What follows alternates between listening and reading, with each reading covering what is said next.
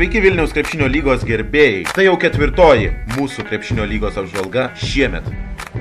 Iš karto persikelkime į elito grupę, kur krepšinio klubos Žaibas bandė mesti iššūkį vieniems iš lyderio Švyturio komandai.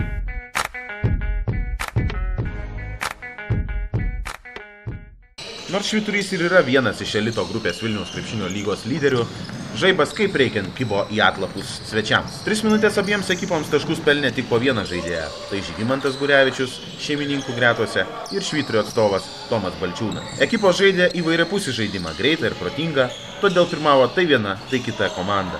Kėlinio pabaigoje prasidėjęs tritaškių lietus šiek tiek sėkmingesnis buvo svečiams, kurie ir laimėjo pirmąjį kėlinį 21-19. Antrajame ketvirtyje Švyturys ir toliau žaidė savo žaidimą, o namų komandai priekį tempė tik tai Žygimantas Gurevičius. Ketvirtąją kėlinio minutę komanda skyrė jau 12 taškų, o svečiai kėlinių įpusėjus nebuvo prametę nei vieno dvitaškio iš 6 mestų. Kuomet prie Žygimanto prisijungė komandos draugai, į pertrauką ekipos išėjo skiriamos jau tik 8 taškų. Trečiasis ketvirtis prasideda Švyturio klaidomis ir tuo pasinaudoja šeimininkai po Manto Vanago dvitaškio sumažina atsilikimą iki 3, 45-48. Tačiau Žaibas pradeda žaisti chaotišką žaidimą ir po Justino Lunecko tolimo metimo Švyturys vėl pabėga. Pagaliau namų komandoje žaidimą praskaidrina tolimi metimai, kurie leidžia ir vėl prisivyti iki 59-63. Tačiau lemiamame kėlinyje Žaibui pasiekti persilaužimo taip ir nepasiseka. Antrą minutę skirtumas sušvelnėja iki minimalaus 62-63. Tačiau Švyturys pagaliau uždengė Žygimantą Gurevičių. Ir vėl beveik visą kėlinį neprametė nei vieno dvitaškio iš 9 mestų, Švyturys atsiplėšia. Tokiu būdu iškovodamas dar vieną pergalę Vilniaus krepšinio lygos elito grupėje 85-75 nugalėję lygos debiutantus krepšinio klubą Žaibas. Po rungtynių pakalbinome Švyturio komandos žaidėjus Audrių Ramonaitį bei Tomą Steikūną.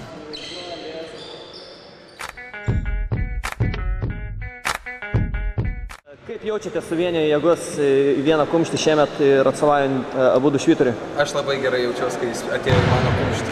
Aš taip pat gerai. Kaip vertini Ramonaičio įsiliejimą, Tomai? Nu, jis labai įsilieja. Įsilieja. Viską padarė. Gerai. Aš vertinu gerai. Aš tik tikiuosi biškį daugiau dar iš jo yra. Kur dar labiausiai galėtų tobulėti jaunasis Ramonaitis? Nu, vat šiandien parodė, kad jau gali pasiduoti. Labai tinkama. Tai tas labai gerai yra. Aš pats norėčiau gynybą labiau stiprėti. Visa komanda per pertraukėlės akcentuojat gynybą. Šitą uždavinį labiausiai reikia išspręsti šiuo metu? Tikrai taip. Pataikyti yra kam. Pataikyti. Ne tik Ramonaitis, kiti pataiko irgi. Apsiginti negali. Šiandien irgi negalėjom apsiginti. O ką galite pasakyti apie šiandieninį savo varžovą? Varžovas gerai nusiteikė prieš varžybas, matėsi. Kovojo, bėgo. Tvarkingai sustojo gynyboje irgi. Ir puolime neskubėjo, nedarė nesąmonę. Labai gerai trajekus pataikė, 30. Šansų turi toliai tie, kaip manau? Jie? Jo. Turi. Jeigu dar labiau pasvartos. Visi turi šansą. Turi ir jie. Štai taip atrodo elito lygos turnyrinė lentelė po šių dvikovų. Pirmauja pralaimėjimų dar nepatyrę Švyturys ir Tegra. Time Team šviesa kol kas 3 pozicijoje. Atsigaunanti Focus Pica žengia 4. Na ir čempionės Tamperija iki šio turo dar nebuvo laimėjusi. Naudingiausi Vilniaus krepšinio lygos elito grupės žaidėjai lapkričio mėnesį yra šie. Į žaidėjo poziciją Focus Pica krepšininkas Deividas Aukštuolis. Atakuojančio gynėjo pozicijoje Time Team šviesa žaidėjas Donatas Ratkevičius. Lengvojo krašto puolėjo pozicijoje dar vienas Time Team šviesos žaidėjas Algirdas Palaima.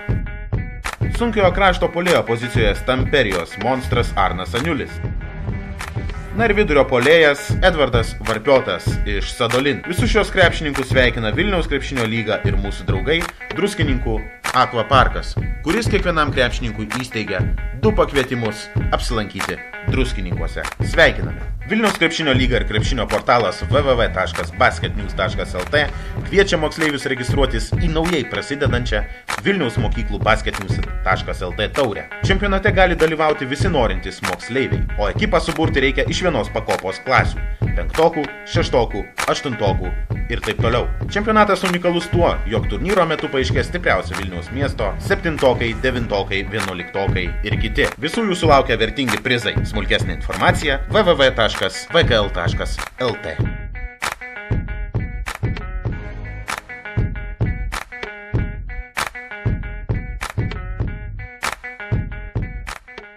Keliaukime į Vilniaus krepšinio B lygą, kur intriguojančiose rungtynėse susitiko praeitų metų vicečempionai ŠMKM 83 Eastern Express ir BC Phoenix. Rungtynių pradžioje komandos apsikeitė klaidomis, vis dėlto greičiau įsivažiavo šeimininkai, kurie sužaidus pirmas 5 minutės pirmavo 12-4. Visiškai netrukus atsigauna ir Phoenixai, todėl šeimininkų komanda buvo priversta prašyti minutinės pertraukėlę. Pirmą kartą Phoenix į priekį pabėga 9-ąją rungtynių minutę, kuomet svečių lyderis Algirdas Markauskas persveria rezultatą savo komandos naudai, taip po pirmo kėlinio leisdamas Phoenixams pirmauti 18-17. Antrajame ketvirtyje komandos demonstravo panašų žaidimą. Visgi viso kėlinio metu 2-3 taškais pirmavo Phoenix, kol galiausiai ketvirčio pabaigoje rezultatas išsilygino 29-29. Po didžiosios pertraukos vaizdas aikštėje mažai kuo skyrėsi. Abi komandos ir toliau žaidė komandinį krepšinį, kurį lydėjo taiklūs metimai. Kėlinio pabaigoje Phoenix pataiko 2 tritaškius ir sugeba atsiplėšti, prieš lemiamą ketvirtį įgydama 6 taškų pranašumą. Nenorėdami dar kartą pralaimėti svečiams, ŠMKM 83 vyrai spurtuoja. Ir rezultatas vėl beveik lygus 48-50. Tačiau šiame kėlinyje varžovus paskandino savo ekipoje nesulaikomas buvęs Žilvinas Šlepikas. Vien per šį kėlinį pataikęs 4 tolimus metimus. Po tokio smūgio šeimininkai nebeatsitęsė ir antrą kartą šį sezoną buvo priversti pripažinti BC Phoenix komandos pergalę. Šį kartą Phoenixai laimi 68-55. Savo mintimis apie rungtynės pasidalino BC Phoenix krepšininkas Linas Šlepikas.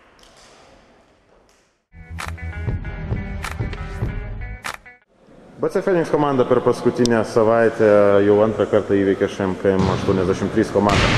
Kaip pasisekė taip nugalėti? Sutikimas visų pirma, manau, padėjo daug, nes praeitas sezonas parodė, tiksliau finalo ketvirtis parodė, kad jie yra labai pajėgi komanda. Jie pasiruošė ir šiais metais jais kovoti iki galo.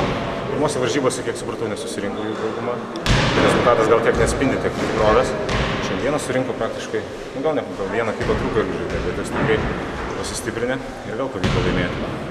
Irgi džiaugiamės. Iš principo nusiteikimas labiausiai. Nesipalaidavome iki tos varžybų galo.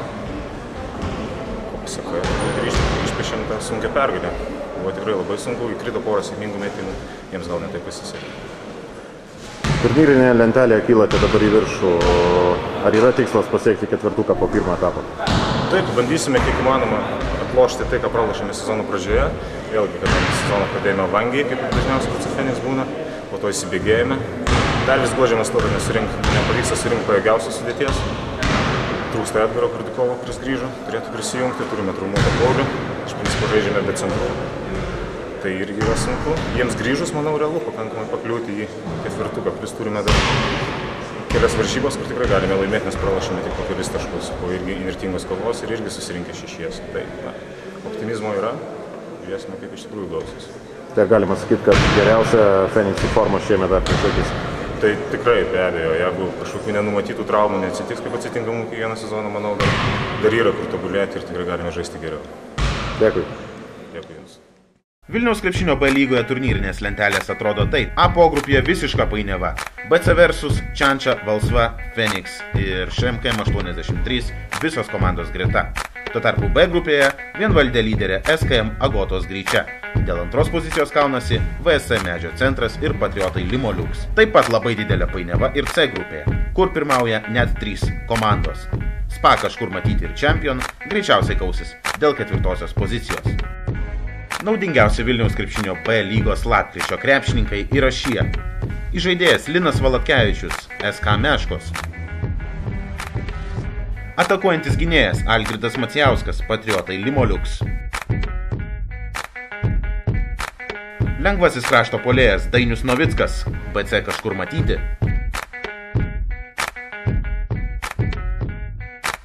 Sunkusis krašto puolėjas Artūras Pukys iš vieta jūsų reklamai ekipos. Na ir vidurio puolėjas Gediminas Astrauskas, SKM Agotos Gryčia. Visus šios krepšininkus sveikina Vilniaus krepšinio lyga ir mūsų draugai Focus Pizza. Jums Focus Pizzos prizai. Vilniaus krepšinio lyga ir mūsų bičiuliai radijo stotis Geras FM nepamiršta savo dalyvių bei draugų ir vienintelė Vilniuje paruošė specialią dovaną jums. Kalėdinį turnyrą, kuriame dalyvavimas visiškai nemokamas. Turnyras 3x3 vyks gruodžio 28 dienos vakare. Tai mūsų padėka jums vien tik už tai, jog esate ir būsite kartu su Vilniaus krepšinio lyga. Visa smulkesnė informacija www.vkl.lt.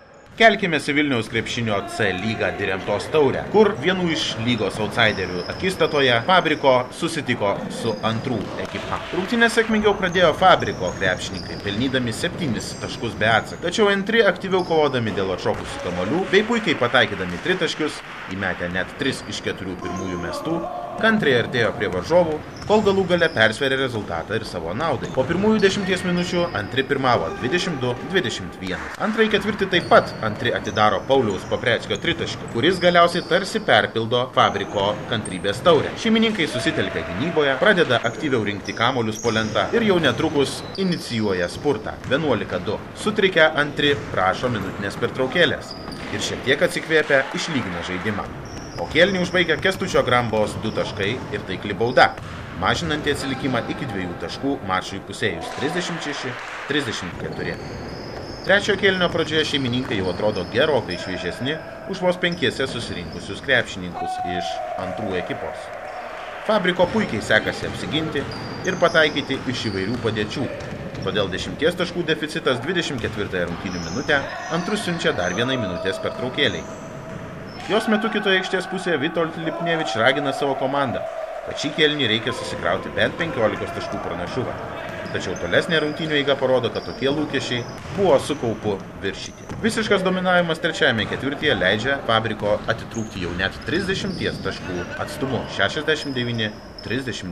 Savaime suprantama, jog svečiams sudėtinga tikėtis atžaisti 30 taškų. Kita vertus, Antriems paskutinėme ketvirtyje bent jau pavyko, kaip ir pirmosius 2 kėlinius, demonstruoti varžovams lygiavertį žaidimą bei neleisti įmesti 100 taško. Rungtynes užtikrintai 98-64 bei antrąją pergalę čempionate laimi Fabriko komanda. Po susitikimo pašnekinome Fabriko pergalės kalvį Vitold Lipnevič. Fabriko iškovojo antrą pergalę, kokios nuotaikos? Labai geras. Norėjom 100 mesti, bet ką jau padarysim. Bet tikrai labai gerai nuotaikas. Tikėjomės pergalės. Čempionatą pradėjot ne taip gerai, dabar žaidimas gerėja. Kokios priežastys? Tobulėjom, susižaidžiam komandą nauja, tik šį sezoną susikūrus, tai tobulėjom. Tiesiog kelis žaidėjus gavom. Laimėt, bet kažkaip. Antrame etape žaisit greičiausiai silpnesnėje grupėje. Kokie tikslai būtų ten? Tikslai išeiti į stipresnę grupę. Playoffs. Tai to ir palinkėsim. Ačiū.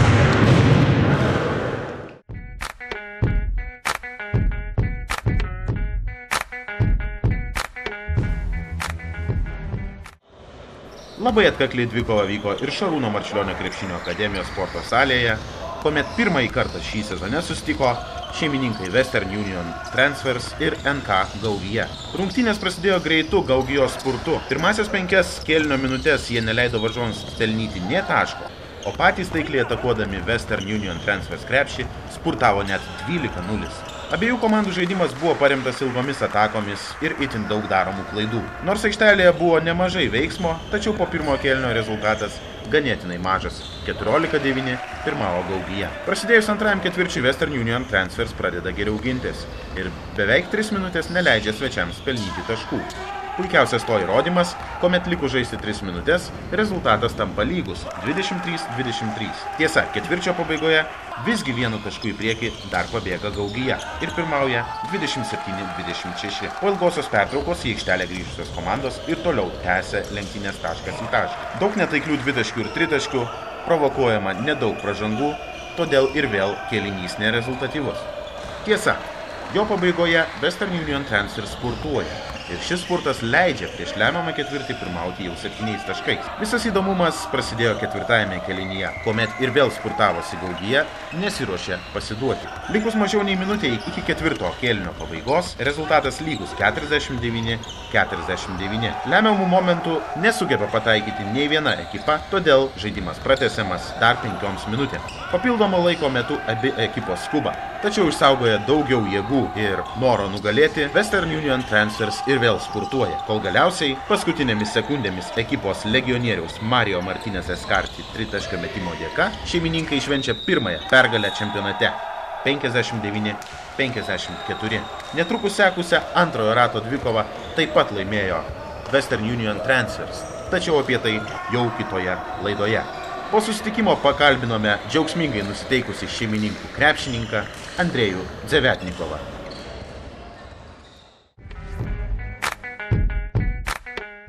Šiandien iškovojate pirmąją pergalę, koks tas jausmas? Pagaliau po tiek pralaimėjimų, kad tai sunki pergalė, bet vis tiek, labai malonu.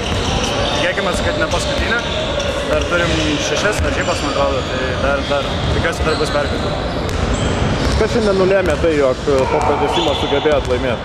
Manau, kad išsivedėm, turėjom kažkiek daugiau motyvacijos, kad pirmai pergalį susikaupėm, treneris padėjo, šiek tiek paragino, tai žodžiu, turbūt kad susikaupėm, pagaliau vėl supykam ant savęs.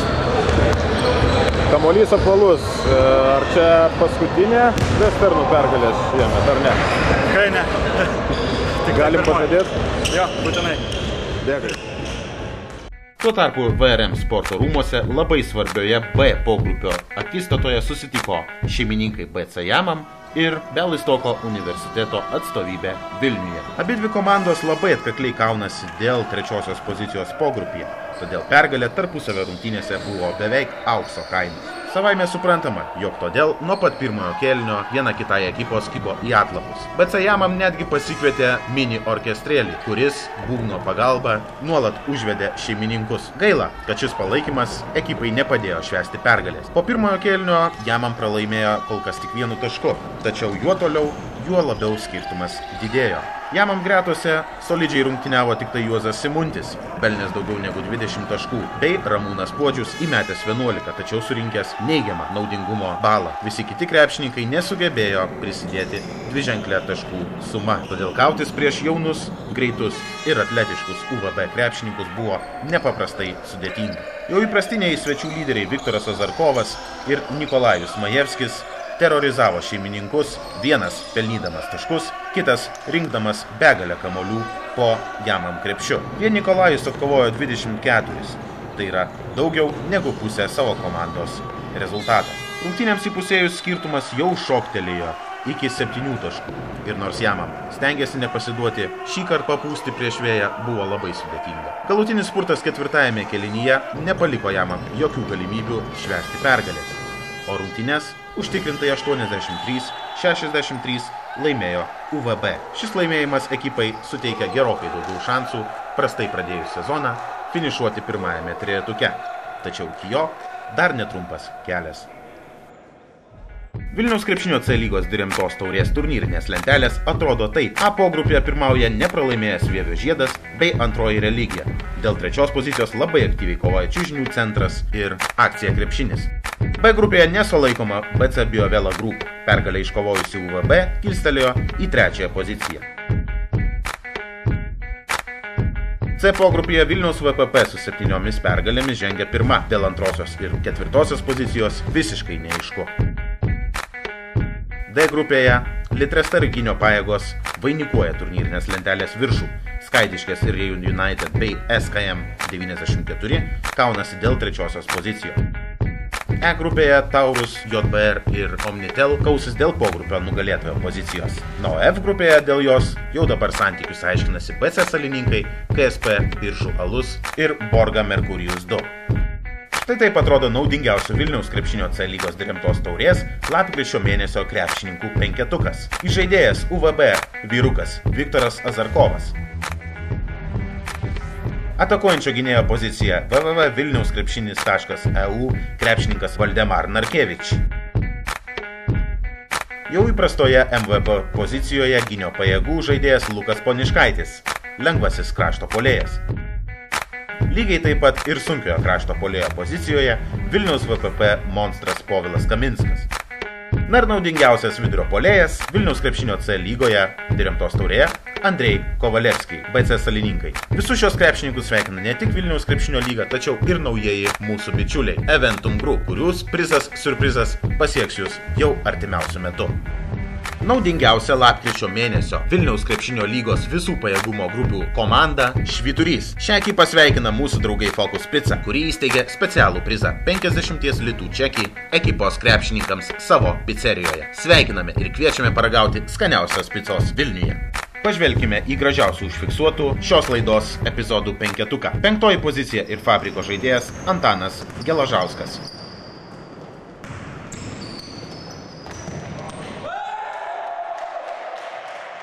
4 vietoje esančiam Mantui Vanagui iš krepšinio klubo Žaibas nebaisi jokia varžovų gynyba.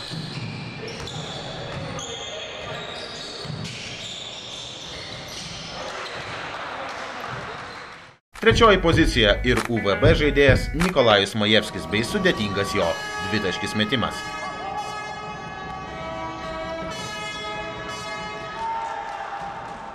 Antroji vieta – dar vienas krepšinio klubo Žaibas krepšininkas Andrius Mikšta ir jo dvitaškis.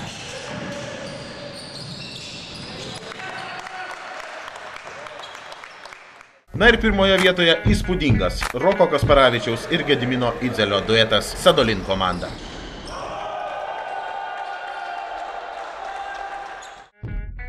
Vilniaus krepšinio lyga ir mūsų draugai dėkoja, kad ir toliau esate kartu su mumis. Susitiksime jau po keletos savaičių. Likite sveiki ir linksmų jums švenčių.